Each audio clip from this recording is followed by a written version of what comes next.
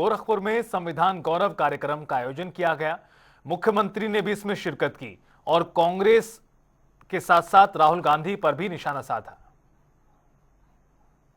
राहुल गांधी किस मुंह से संविधान लेकर के घूम करके जनता को बेवकूफ बनाने का काम कर रहे हैं। किसी भी संविधान की आत्मा उसका प्रियम्बल होता है, प्रस्तावना होती है। और याद रखना, बाबा साहब भीमराव अंबेडकर ने 26 नवंबर 1949 को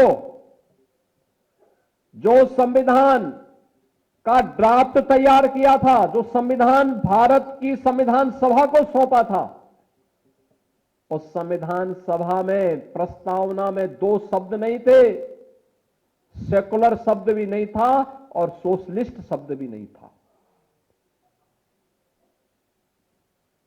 कांग्रेस ने अपने हित के, अपने स्वार्थ के लिए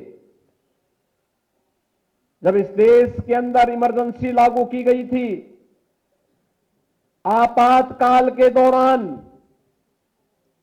कांग्रेस ने 2 शब्द रात के अंधेरे में डाल करके बाबा साहब भीमराव अंबेडकर का अपमान करने का काम किया था।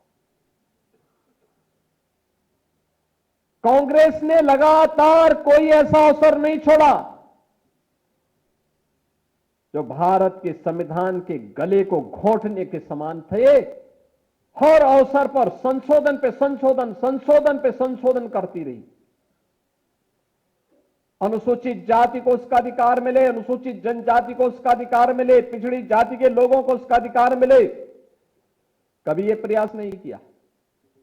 हम पूछना चाहते हैं कांग्रेस के लोगों से, समाजवादी पार्टी के लोगों से, कि आखिर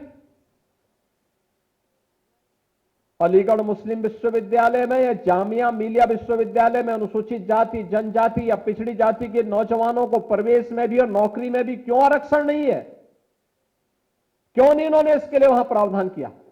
जो भारत के पैसे से चलने वाला हो, और उस संस्थान में अनुसूचित जाति, जनजाति और पिछड़ी जाति के नौजवानों के लिए भी प्रवेश में भी और नौकरी में भी आरक्षण की व्यवस्था होनी चाहिए। लेकिन वहां पर नहीं है, वहां पर नहीं बोलते ये लोग, मौन हो जाते हैं। और यही कारण था बाबा साहब भीमराव अंबेडकर ने जब पहली संयुक्त सरकार बनी थी और संयुक्त सरकार बनने के बाद जब उसके उपरांत पंडित नेहरू की द्वारा बनाई गई उस नेतृत्व में चल रही सरकार के कृत्यों को देख करके बाबा साहब भीमराव अंबेडकर ने उस समय इस्तीफा दिया था और कहा था, यह सरकार मेरी योग्यता के अनुसार कार्य नहीं ले रही है। मैं पहला भारतीय हूं जिसने अर्थशास्त्र में पीएचडी की है, शोध किया है, भारत के निर्माण में योगदान देना चाहता हूं, लेकिन मेरी कोई उपयोगिता नहीं करते। देश की महत्वपूर्ण उन समितियों में जो देश के विकास के लिए सहायक हो सकती है, उसमें मुझे कोई सम्मान नहीं दिया गया। मेरे अनुसूचित जाति, जनजाति के लोगों के हितों के लिए, वंचितों के हितों के लिए इस सरकार के एजेंडे में कुछ भी नहीं है। यह तो केवल और केवल इस सरकार को विभाजन के बाद भी केवल मुस्लिम तुष्टीकरण की चिंता है, इसलिए मैं अपने पद से इस्तीफा दे रहा हूं। यह कहते हुए इन्होंने इस्तीफा दे दिया था।